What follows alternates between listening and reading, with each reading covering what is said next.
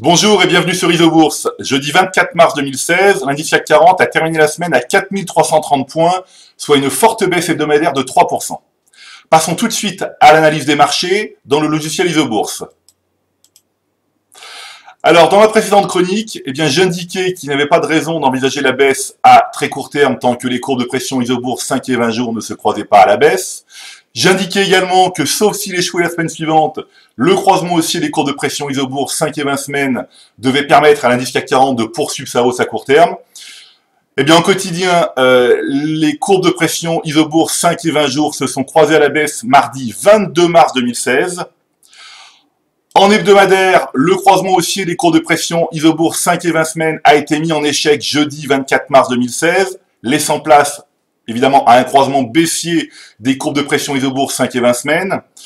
Et enfin, en mensuel, les courbes de pression Isobourse 5 et 20 mois sont toujours baissières depuis le mois de septembre 2015. Bref, les trois périodicités quotidiennes, hebdomadaires et mensuelles sont désormais synchronisées à la baisse.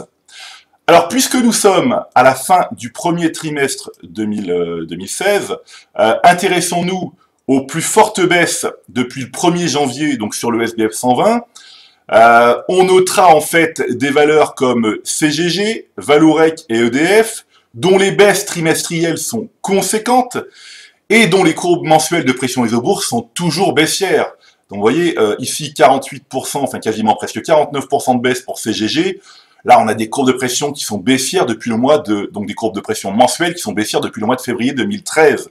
Donc, on reste à l'écart, évidemment, des valeurs comme celle-ci. Vallourec, voilà, toujours pareil, hein, depuis le mois de janvier 2014, les courbes de pression sont toujours baissières.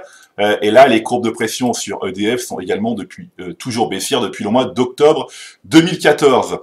Alors, jetons maintenant un œil au palmarès des positions du fonds Martin Morel Impulsion France, donc le fonds qui base sa stratégie d'investissement sur la pression Isobourse.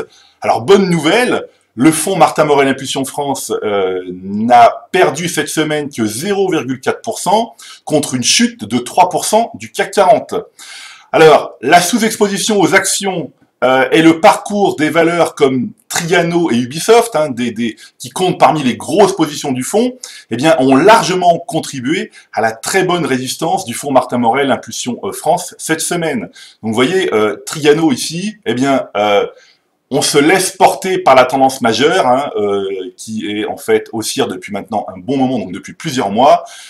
C'est le cas également d'Ubisoft, où là, vous voyez, hein, les courbes de pression, ne se sont jamais recroisées à la baisse depuis janvier 2012. Donc là, on se laisse porter par la tendance majeure.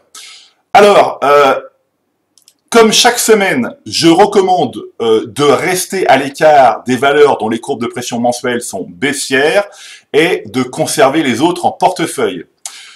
Je vous souhaite de très belles fêtes de Pâques et j'ai bien évidemment une pensée pour la Belgique où nous avons de fidèles utilisateurs et amis.